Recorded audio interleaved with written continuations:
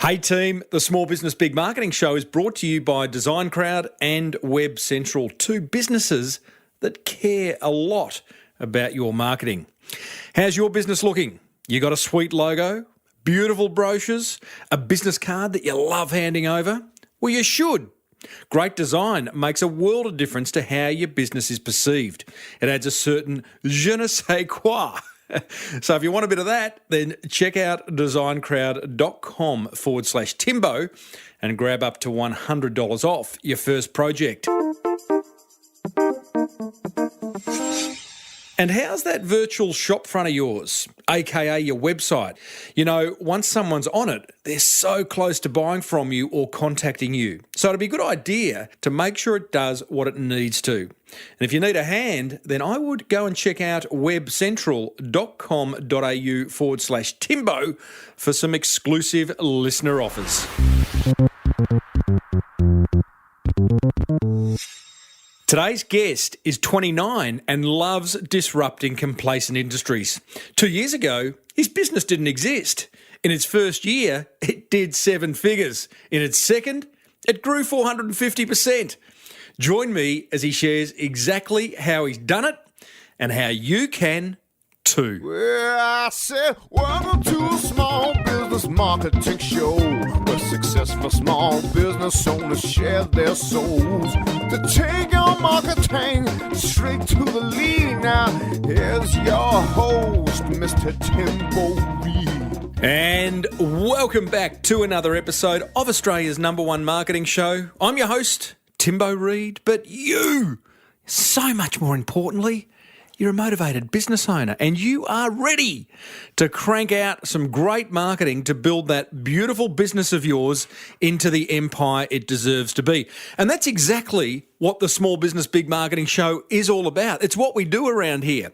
If you're back for the 323rd time, then I love your work. Thank you. And if you're here for the first time, congratulations. What took you so long?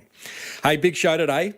Dominic Holland, the founder of toe.com.au, which is a very disruptive business he started just 2 years ago that's experiencing some ridiculous growth, early growth. It's an exciting story, and boy, oh boy, it is dripping with marketing gold. Feedback from an action taker who's gone and successfully applied my helpful marketing concept that I outline in the boomerang effect, you will also hear. As per usual, team, there is marketing GOLD dripping from the ceiling over here at Small Business Big Marketing's HQ. So let's get stuck right in. Now, if the idea of disrupting your industry excites you, then stay tuned because Dominic Holland is just around the corner and it would appear that he is the absolute master of it. But first, I just wanted to give a shout out to John Yo, the curator of TEDx Melbourne, who kindly gave me a couple of tickets to give away to this year's TEDx Melbourne event. By the time this episode goes to air, the event will have happened, which I am going to, really looking forward to it this Wednesday. So I just wanted to congratulate the winners, Belinda Donahue from the American Donut Kitchen. Oh, I love a donut. Not eating them at the moment, but I still love them.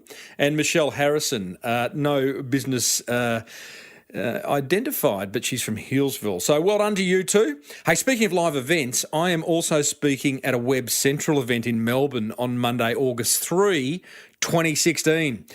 Tickets are just $35. How cheap's that? I can make them even cheaper with a discount code. Head over to eventbrite.com.au, search Tim Reid, R-E-I-D. You'll find the event. It's part of the Small Business Victoria events in August.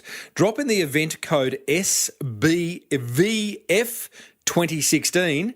You get an extra 20% off that already incredibly cheap price. I hope to see you there. You know, I give away a lot of stuff throughout the year, like books and tickets and things. And if you want to be the first to know, all you need to do is sign up over at smallbusinessbigmarketing.com. G'day Timbo, this is Ben Newsom from Physics Education. Hey, thanks so much for putting in some time and effort to put together your book, The Boomerang Effect. Look, I can't tell you how well it's done for us. I mean, we've increased putting videos onto our website, we've increased our social media engagement. Hey, I've even written our first draft of a book on primary science teaching. Look, your helpful marketing ideas have really changed the direction of what the company's doing. Our blogs are now user-focused to actually help them out. We've increased interaction with them without a doubt. We're getting more inquiries to our website now, and frankly, people are sharing what we're doing and saying, hey, we're doing great stuff. So look, thanks so much for the book. I'd recommend it to all your listeners, and look, even if you listen to these podcasts for years, or in fact, it's a great reference just to go back and look at it, you know, when you got the time. And well done, Timbo, and keep up the great work. Looking forward to another great episode. All the best. Oh, Benny Newsom. Let's just go through that shopping list again. You've got videos on your website, increased social media engagement, you've got a first draft of your book, you have a user-focused blog now, and you're getting more inquiries. Yeah. Marketing does work, and helpful marketing works particularly well. Benny, thank you for sharing that, mate. I really love your support, and I love your enthusiasm. Everyone else, if you want similar results to Ben, then here's my 3-step magic formula. You with me? It's easy. 1, buy The Boomerang Effect over at smallbusinessbigmarketing.com. You got to read it then. Buying isn't good enough. You then got to read it. And then step 3, implement just one idea. Go. Righto, today's guest, Dominic Holland, the founder of tow.com.au, which is a business that didn't exist just 2 years ago. But today, tow.com.au has completely disrupted the long-established and very tightly held towing industry, generating a 7-figure revenue in its first year and is growing at 7 figures year on year. This is a crazy, crazy story. Dom himself was last year awarded Queensland's Young Entrepreneur of the Year, and just last week won the new business category at the Telstra Business Awards, which I was emceeing. So I got to meet him. He's a good fella.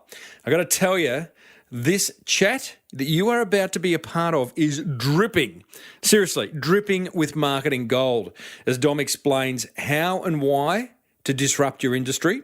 He gives a pro tip, a great tip for ensuring your website converts visitors to buyers. He gives a simple hack to automating those annoying tasks in your business, and we've got plenty of those, right? He says why Google AdWords is better than trying to rank organically, which is an interesting insight I hadn't heard previously, and one that's relatively new following a recent update to the Google algorithm, and so much more. Seriously, hit pause and grab a journal and a pen or something, because this is just dripping with gold. I started off by asking Dom, how the hell has he achieved so much success so quickly? It's all about technology. So we were the first, and we're still the only, towing company really to absolutely embrace technology. And really, that the problem of dispatching tow trucks in multiple locations is one that just comes down to technology. So we use GPS and geolocation technology to identify trucks all over the country.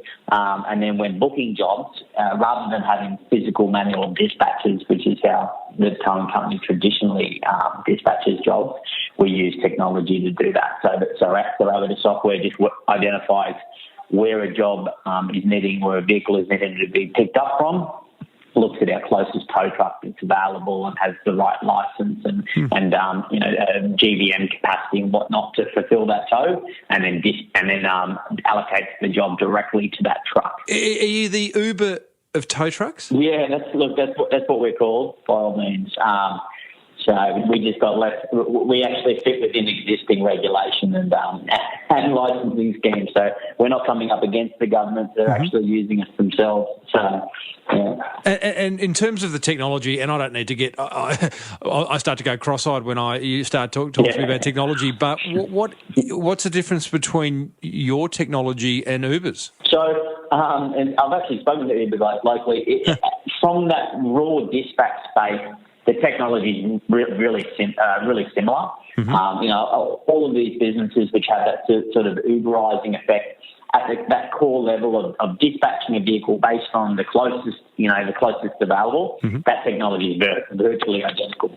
Past that, we then have the added challenges of, when it comes to tow trucks, not every tow truck is alike. They've got, different weights they're able to carry and different regulations around who can tow certain types of vehicles like accidents or trade tow. So we then have a whole layer of additional smarts that sit over the top, but that core dispatch technology is virtually identical to Uber themselves. Yeah. So, mate, when are Uber coming knocking on the door with the checkbook? Is the big question. Well, you know what? I tell you what. The one thing that would prevent something like an Uber coming into this space is actually the same reason why we don't have a lot of other people, attacking us already. Is that the towing industry is hard. It's a very well-established industry. It's it does have a name for being hostile, for being somewhat hostile, and it's not it's not an industry where you can just set up shop and go door knocking and whatever. So it's sort of it's really good. It gives us a great barrier to entry from competitors, but it's also another reason why even companies like we were just in terms of that regulation and the different categories of vehicles, it just adds complexity to the company that is in all the interest at the moment.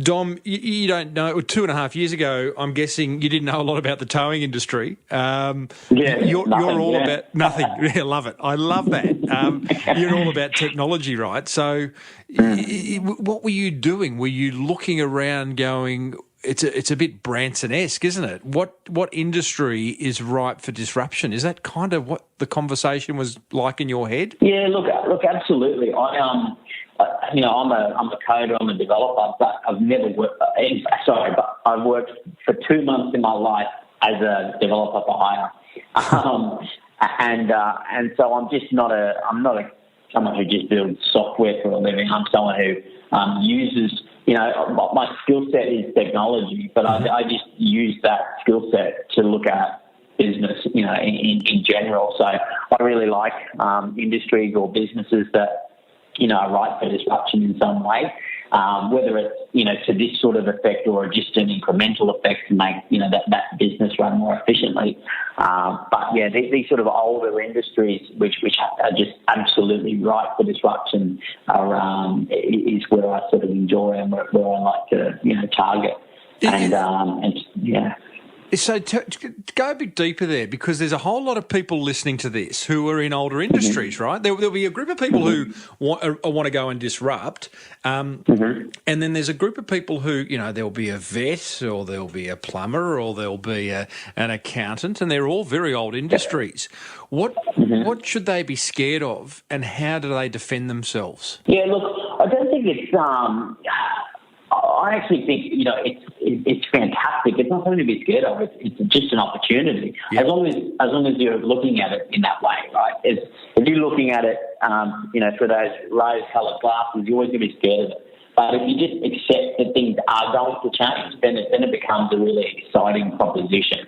I'd say that, I've got a rule with my staff that if they come in and ask me the same thing twice, they have to go and automate it. They can't come in a third time. Wow. And it's that type of, it's even just on that simplistic level, that's where you get those sort of incremental gains that are just so amazing for a business. And when you have the ability to do that, you can scale to such a fantastic level. You reduce the manual handling of work by such a fantastic degree.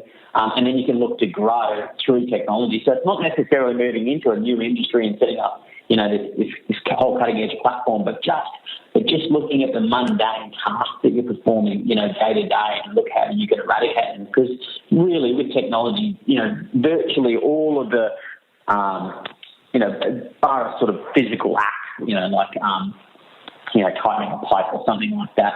most of the activities that we do, there's a piece of technology that we can use to sort of automate them, or at least partially automate them. And so just using what's available is really where we can where we can really get some good efficiencies going. Give us an example of a staff member coming in for the second time and you saying, off you go, champ, go and automate it. What did they do? Look, you know what, even if you look at, let's say, accounts receivables, right? So you've got one client that, and this is perfect for small businesses, your plumbers, whoever's got outstanding debtors, is they might go through once a month. At the end of the month, and sit down and look at who owes the money. They might send some letters or texts or make some calls or whatever it is. There's so many fantastic tools out there now to automate that process. There was a startup who just this month went and raised, a couple of $1 million, an Aussie startup called Easy Collect for automating debt collection and it connects into Xero and MyHub and all that sort of stuff. But there's other tools to do just to automate sending of letters, at certain predefined intervals, so that you can always be having those reminders and things go out, and without having to sit down about once a month time. If you can save that 6 or 8 hour block that you put aside every month, there's a full day of work you can go out and do. So even just something that simple, and also talk about not just cutting down, making your business more efficient. All of a sudden, your cash flow, is getting better because you're reducing the number of days you get paid. So, you've got more cash in the bank faster. Essentially, you've probably got more cash because you're actually managing to collect money on debtors who weren't paying you anyway. So there's more money in your business. You can go and invest in, the tools or whatever it is. So this whole disruption thing, for those who are concerned about it, what you're saying is, be excited by it. One of my kind of catch cries is there's never been a better time to market a small business. And I think it sounds like to you, from what you're saying, there's never been a better time to run a small business. And there are so many things that we can do inside our businesses to automate them, to get the processes that stuff that we don't want to do kind of done by technology, which frees us up to do the stuff that we do want to do, right, and grow. Oh, absolutely. Even looking at the marketing, side, you look at Google AdWords, right? I think although it's getting more and more expensive all the time, like Google AdWords is such a fantastic tool that you can put $100 in. And until that $100 runs out, you can compete with the very biggest companies in your industry, or the smallest. You can compete on a world stage for whatever product or service you have. We've never had that sort of ability before. It's unbelievable, isn't it? The playing field has levelled. It has, and you don't have to have a $20,000 a month marketing budget. You can literally spend money up on an hourly or a daily basis, for whatever your budget allows. So if you go and do a cash job, you can run into the bank, chuck in the bank, jump into AdWords, block your account, and away you go again for a little while. That almost real time, or effectively real time, ability to adjust and spend your marketing budget is just amazing. And so small businesses have the absolute prime opportunity to compete with every other business of every other size. Mate, you are singing my song. That's pretty much why I started this show 7 years ago, because exactly that. And too many business owners, even now, a little bit scared of marketing. It creates unnecessary anxiety. They don't know where to start. They think it's only for the big guys, and clearly you and I agree it's not true. I want to come back to marketing because we've got websites to discuss, we've got domain names to discuss. But before we do that, tell me about getting toe.com.au to market, because I just think the rise the last 2 years has been incredible for you. Launch of it. You've come up with the idea, you've gone towing industries ripe for disruption. You're the guy to do it through technology. You do it. You don't have any trucks on the road. How did you get this thing to market? Yeah, look, it was a long, hard road to begin with. The tech side we had covered. Built that platform that's my sort of native skill set. Queensland's a big area.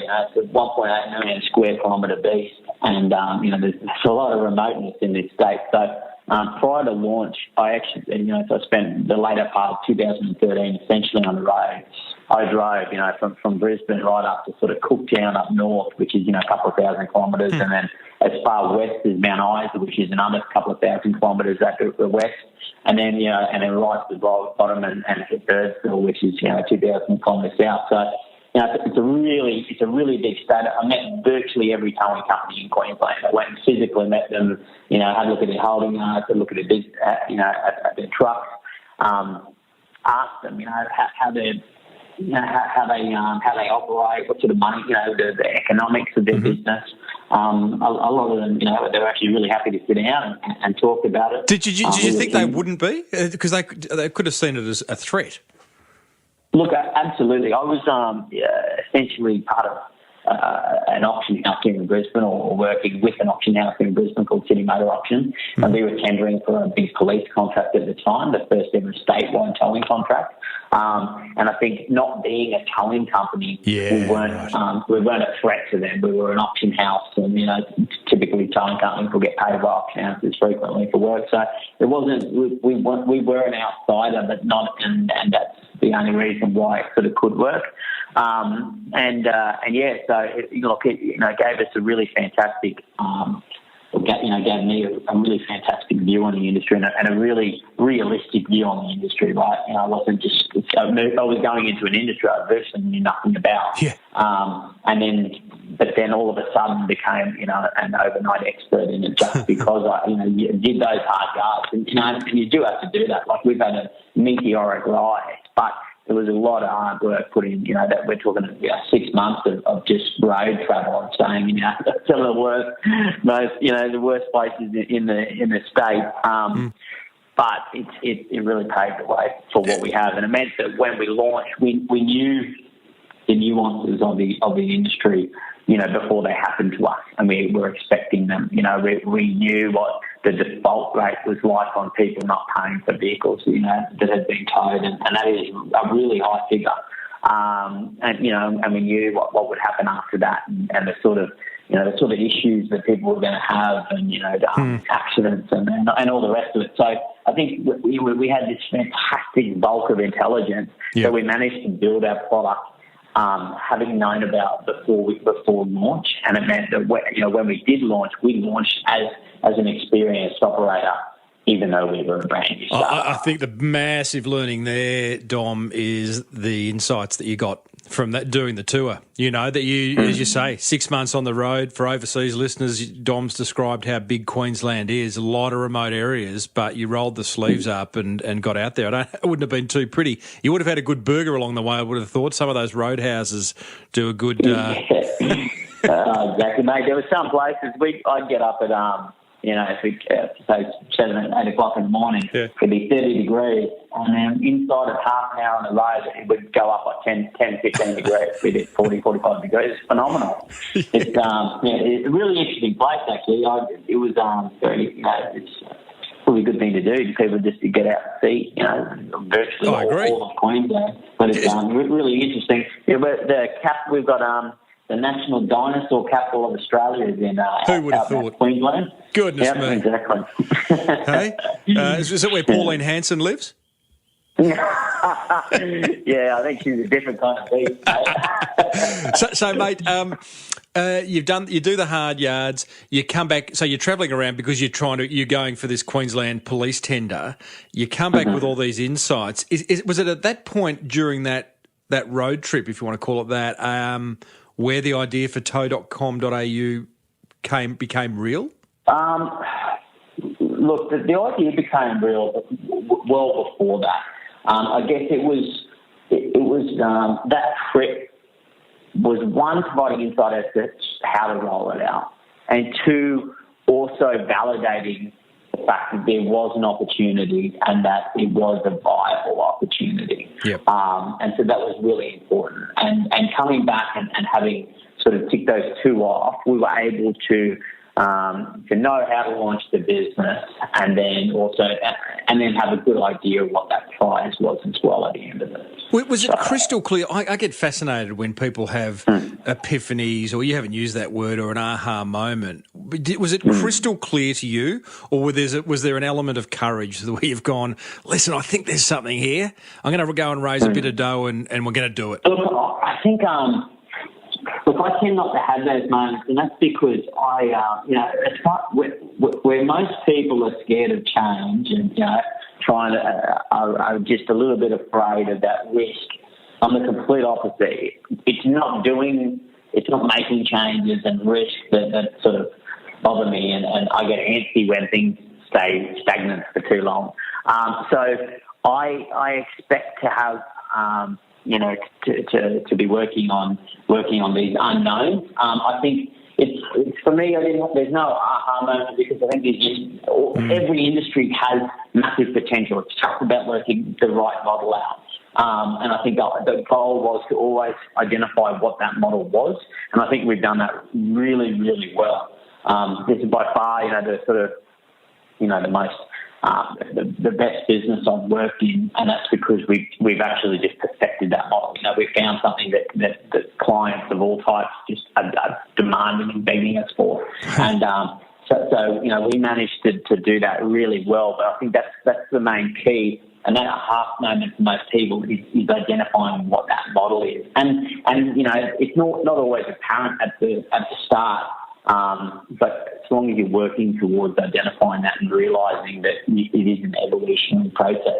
I mean, even we actually started out, and I know you're going to get to this after. So we actually launched as City Towing and Impoundment. As what? City Towing and Impoundment. Oh, geez, lucky you didn't go there, mate. Yeah. and that was because we worked only for the police for the first 6 months. Yeah, right. And so that business was just a towing and empowerment business. Yep. It was always my goal, and I spent the first 6 months negotiating on acquiring the domain name telecom.au. So my go-to-market strategy was always having a better brand. But, again, it's about knowing sometimes doing that. Going to market at the start, we wouldn't have had anywhere near the same success as we have now. We spent 6 months building up our network and building up contractors and trust, and we wouldn't have got them if we were competing with them or seen to be competing with them from the start. So, it's your whole strategy isn't necessarily one that needs to be rolled out from day one, and you don't necessarily even have to be aware of the whole strategy from day one. It's just about identifying, what that strategy is. We did know what that was from day one, and we just executed on it well. So. I want to talk marketing. Before we do that, just tell me, you mentioned something 5 minutes back about fear, and you don't fear fear. Tell me about that. I'll tell you what, growing up as a kid, I think I saw it on a movie once, and then I adopted it as my motto in life, which is always accept the unexpected. And it really sounds like it's your typical cliche, but it just resonated now. It must have been 7 since, when I first heard it. And then from then on, that was just my life motto. And it was, and I just loved it, It's, the world is changing. And I was on a panel recently talking about innovation and leadership and whatnot. And something I said was, that what I think business needs to understand is that we're not going. There's all this talk about the world currently going through, this change because of disruptive technologies, right? And so everyone, trying to understand what this change is and adapt and cater for it. But what I think people have to realise is we've just hit a point where the world is changing more frequently and faster than it ever was. Right now, the technology is better. So the world isn't changing now. The world is now changing faster. And so I think people just have to start to understand that they need to be accepting that change is going to become a more common part of business, for the sake of this, for business. And embrace it. Look, absolutely, because it's not just a one-off thing. You can't just build a software platform and then that's going to suddenly make you the leader in your industry. Like that platform needs to be updating constantly. Your business model needs to be updating constantly to match market conditions. And if you do that, if you accept that now, then you're going to and if you actually adopt that mentality into your business, and then you're going to be really successful. Love it, buddy. Forward. Love it. It's all so much of this stuff. There's no shortage of ideas out there, right? It's the mindset. around those ideas, the courage that we're willing to take, the hard yards we're willing to do. That it sounds to me like that's what makes the difference. So, Dom, you've won the Telstra Business Award, the New Business Award in Queensland just last week. You've won the Brisbane Young Entrepreneur of the Year last year. Wrap some numbers around where tow.com.au's at. Turnover, staff, number of trucks, cars towed, I don't know. Give us a sense of size now. Yeah. So, our revenue grew by 7 figures over the last 12 months. So we were already a 7-figure business. So we're, I don't want to go into exact numbers. Come on, mate. There's no one listening. Look, we're scaling quickly. To give you an idea, the towing side of our business, we grew the towing volume by 320% over the last 12 months. And the revenue for just the towing division of our business, barring the impoundment side, grew by 450%. So we got massive growth. The individual number of customers paying us for their work, and that's grouping public as a whole, grew by over 500% last year. So, we just, our metrics are off the chart in terms of, the number of people that we're towing, the number of companies that are embracing our platform. We've got statewide contracts with government agencies here in Queensland. We've got national contracts with companies like Europcar, which we took on recently. And I think that's the first ever, real national towing contract. So that's really exciting. And we've got very good growth across the board. Number of staff? So we sit between about 25 and 30 at any point in time. And I'm guessing most of them are technical. Yeah. So, and call centre based. Call centre. All of those staff are obviously office based. We don't count drivers in them. We run a 24-hour call centre here, as well as obviously our development team. Yeah. Mate, they're just wonderful numbers, although you didn't share the ones I wanted to hear. But, those percentage, how does all that make you feel? Are you like, it's about time, or you just look at that and go, unreal? Yeah, look, it's a really exciting business, and look, I am absolutely pumped, to be part of it. At the same time, I'm big on data and projections, and we are where I projected we would be. So it's not a shock, but it is still awesome. And I tell you what, it's actually awesome to be hitting projections, especially projections you had before a business was formed, because generally it's wildly different. And so it's been, look, it's amazing. But we also just haven't scratched the surface. The next 12 months for us are going to be very, very big. Have you had to give away any equity? I had a couple of partners who launched the business with me, silent partners, and we've just been doing a bit of a shake-up in that equity landscape recently, with more to come on that in the very near future. So I did. I'm actually clawing back some equity at the moment. So we've done everything differently in this business. I love it. I don't think there's any rules anymore. So let's talk marketing. You went and, let's start with the domain name, tow.com.au. You said you were in negotiations for 6 months. Who owned it previously? Fairfax? Sure did. What was their thinking? They just go and buy a whole lot of domains and park them, did they? Look, secretly they do, yeah. Fairfax owns one of the largest domain portfolios in the country. You wouldn't know, but they've got under the OMG branding. They've got a digital arm called OMG. Yeah, right. They own a large number of domains. But do you have to pay through the nose for it? You know what?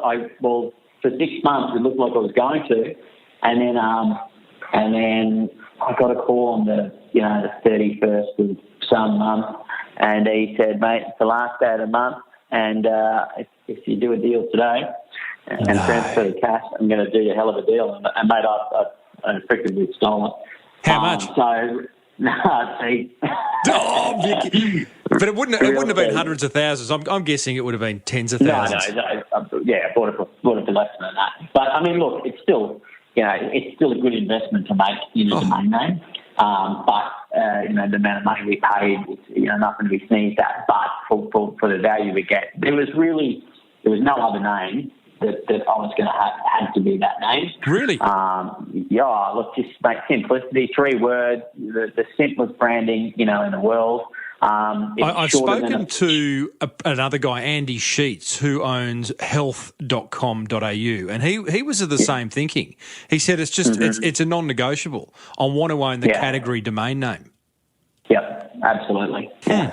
It's just so easy, 3 letters. I don't give out our phone number. I just give out our domain name. Phone numbers at the top. I'll tell you through those as well for a 1-3 number each month. But it's still just that domain name just makes it so simple. It's so easy to remember. It's worth the investment 100%. In fact, I would have paid more for it. Yeah, and hello to Fairfax. Tell me, I notice TOW.com is owned by some bloke in San Diego. It's a technology blog that hasn't been updated for 5 months. Have you tapped him on the shoulder? Look, we've had a few discussions. He's owned a domain name for about 30 years. Oh, mate, that'd be worth a fortune. 20 years, he said, sorry. And he works for Silicon Valley. He works for a, some tech publication over there, editor or something. But, I know, it's just such a funny thing. But, because his name is Adam Toe. Oh. And, and so he's got toe.com. Anyway, that'd be worth millions, wouldn't it? It'd be worth a lot of money. I'm trying to devalue it, Tim. Not. Adam, if you're listening, give it up, mate. You haven't updated for 5 months. It'd be worth at least $10,000. Exactly right. Yeah, exactly right. We're talking US dollars, so it's okay, so you got the domain name. Now, your website, you know what I love about it, mate? It is insanely simple, and simple is hard. I'd encourage listeners to go and have a look at this no matter what industry you're in. How did you get it down to this beautiful simplicity, Adam? Adam, you got me, Adam Toe. Dom? Look, it's you've got to... there's the age-old thing, but it's so true. Is if your grandma can use it, it's good, and that's what you've just got to go and do. I'm so critical. I spent a long time building websites and developing websites, so I do have a fair bit of experience up my sleeve. But at the end of the day, I do the opposite of what most people have got experience to, and I dumb it down as much as possible. It's all about speed and simplicity, and the one thing I would say to anyone who's developing websites or looking at their website and how they can tune it, conversion optimization is the key catchphrase, but it is so true. You need to identify what virtually everyone who comes to your site, they're looking for typically the same things, right? And so give it to them immediately. So the first thing you show them is what most people are looking for. So for us, for a towing company, when we know, because when people call us, this is what they say: they either want a quote or they want to book a job. And if they come to our website, a lot of people still want to book that tow over the phone because they're in a high-stress environment and they just want a reassuring voice on the phone. So we give them our phone number, we give them a quick quote, or we let them book a tow as the 3 main actions that they will see when they first come to our website via either a phone or a website or the computer. And those 3 things are the 3 most important things we can present to them, and so they have absolute focus. It's clear as day how to get one of those 3 actions, and we have lots of other information in our website, but those 3 things are smack bang in the middle. And then again, to flow through each of those things, like to get a quick quote, we make it as simple and as fast as possible. Same thing as booking a tow or clicking that phone number. Make sure the phone number is on your website. You can click and it'll call. I'm amazed at how many. I mean, that's just brilliant advice. Number one, major tip there is whatever people are coming to your website for primarily, make it crystal clear that it's on the home page. But even contact details. I mean, any restaurants listening, any restaurants, the amount that I see of websites I see of cafes and restaurants without their phone number and address on the home page or on the header is just kind of weird. Yeah. Mate, I absolutely agree. Yeah. So, okay, so you've nailed your website. You have got your great domain name. Clearly, Google AdWords is your friend. You're throwing plenty of dough at that and have an ongoing management of that. What else are you doing from a marketing point of view? SEO, except, look, SEO for me isn't as valuable as it used to be. And there's been some recent changes with Google. So I don't know if you know. So Google used to show ads down the right-hand side of the page, right? No longer ads on the right-hand side page. What they did was they put one extra ad at the top. So now it's got 4 ads at the top. What that means is that, if someone's on a laptop or a widescreen display, typally for any sort of highly competitive term like towing or any highly competitive industry, there's at least 4 people advertising against that term, which means that the organic listings sometimes won't even show in that screen. That have to scroll to find them. And most people now, or the vast majority, a big percentage of them, will click an ad. So the value of being high up in the rankings, it's not that it's not important, it's not as valuable as it used to be. They're really forcing us to click the ads, aren't they? They are, yeah. If you've got a really niche product, I don't know, like you sell blue cane rocking chairs or something, then organically, if you boost that organic listing, that's the way to go, because no one else is advertising against that term. But for the rest of us, restaurants and towing or any general industry, it's really all about those ads. And, for me in the towing industry, it's just common sense. You think about it, someone's broken down in the middle of, whatever suburb in Brisbane, they're going to pull out the phone and Google tow truck Brisbane. That's just how people work these days. Yep. So for us, if we're not there on AdWords, you're just not going to reach those customers. So it's highly important. So we do still have a level of SEO, and almost all suburbs in the country we actually rank really, really highly in the top 3 or the top 4 for organic results. So what is your SEO strategy then outside? Because you're not creating a lot of content outside of information around the services that you offer. So is you chasing backlinks? True, except we do have a content page for every suburb in the country. So there is. So it's not necessarily on the. Explain that one, because I've heard this before. So what you're doing is, I wouldn't find it by going to your website necessarily, but if I went tow.com.au/suburb. Well, just type. I tell you what, if you Google towing chinchilla, you'll find a page about tow.com.au chinchilla. And it'll give you information about the holding yards we have around chinchilla and the council in chinchilla and how many tow trucks we've got there. Some reporting on the days, the most active days for us towing around chinchilla and that type of stuff. Right. And so again, you look at that. We didn't go and write an individual content page about every suburb in the country. That a lot of that is automated, which you've got to get that finely tuned so that Google doesn't punish you for doing that either. Yeah, interesting. I'm looking at it now. So pretty simple. It says, we tow in Chinchilla, Queensland. Get a quick towing quote for Chinchilla. Book a tow in Chinchilla. What I love about this is that it's highly personalised. So if you are in Chinchilla, you're going to feel the love. Yeah, absolutely. Nice. It is important. And, it is a little bit more relevant than someone selling chairs, because, or a restaurant in Brisbane, you're not really going to go on content pages in Chinchilla, right? Because no one's going to drop them there. So, whereas we do tow in Chinchilla, we tow all around the country. So it is more relevant for us. But again, that's just about understanding what strategy will work for your business. And do you have an app? No, not a consumer-facing app, no. We use apps for different things, for government policing and stuff, but not for the public at the moment. The reason is, just looking at just the towing business, it doesn't make sense to have an app, because no one's going to download an app because then you're planning to fail. It's not like Uber where you're planning to travel; you're planning to break down or be in an accident. It's a hard sell. And it doesn't really make sense. So for us, it's all about that mobile site strategy because, it's highly transactional. People are only going to use it once. So when they come there, make it as fast as possible for them to use that. And there's no point in making them download an app to do it. And there are towing companies out there that have apps, which I find. Yeah, that's weird. Anyway. Yeah. Well, maybe for those, blokes driving around in old Kingswoods or, 80-year-old Fords or something that, I'm going to break down at some point. I better get the app.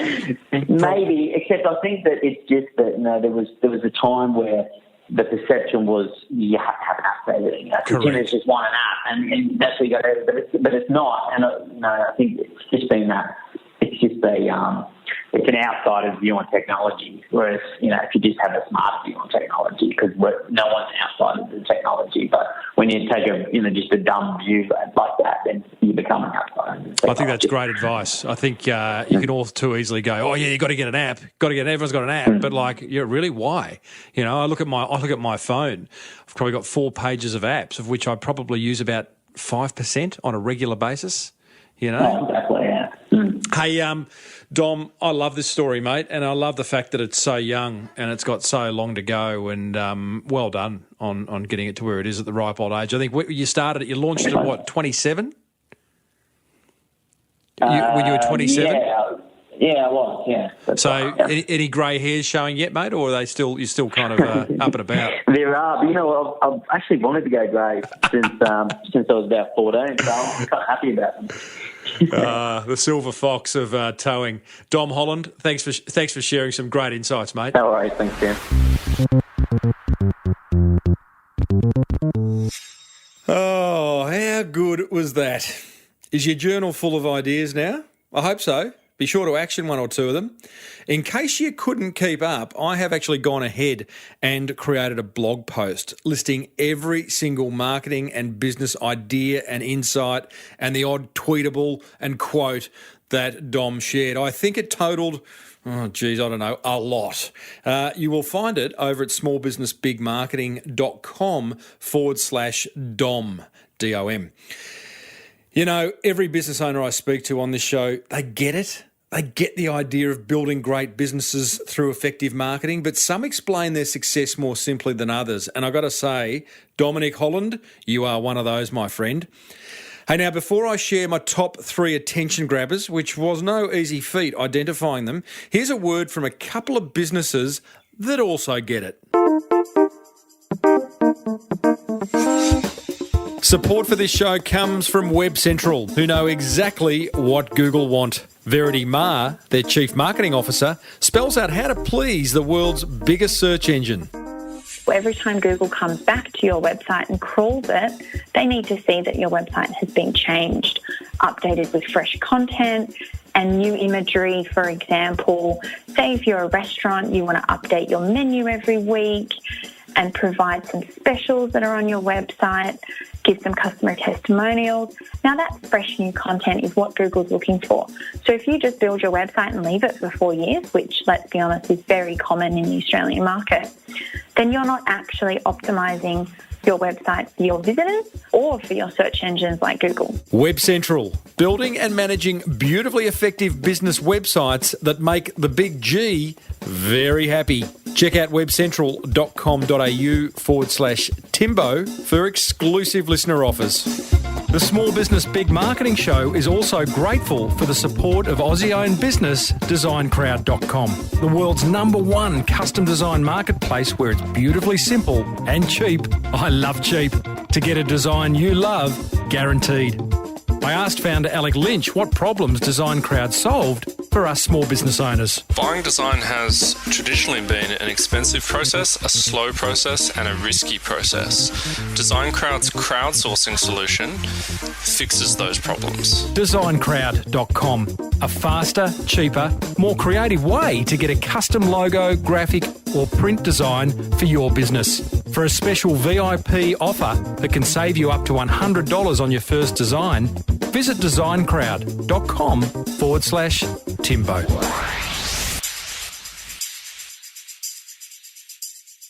Righto, my top 3 attention grabbers from our chat with Dominic Holland of tow.com.au. Number 1, don't think disrupting your industry is only for the big players. Like the Ubers and the Virgins and the Teslas of the world. It's not. Go ahead and look for ways to disrupt your own industry. As Dom said, and I quote, every industry has massive potential for disruption. It's just about finding the best model for delivering the best customer experience, end quote. So true. Lose the limiting belief that this disruption stuff's only for the big guys. You can disrupt too. Attention grabber number 2. Here's another quote from Dom. He's a man of many quotes, wasn't he? He says, I quote, all your website visitors are looking for the same thing. Give it to them immediately. Close quote. So, team, get crystal clear on what that thing is for your business and make sure your website delivers on it up front the minute someone arrives at your website.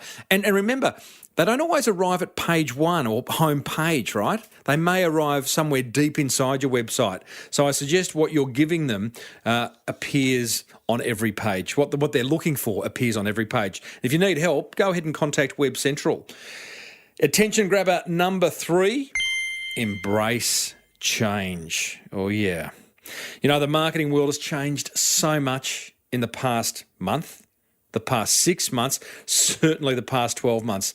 And these changes that you and I are seeing and feeling, they're playing right into the hands of you and I, the small business owner with a modest marketing budget.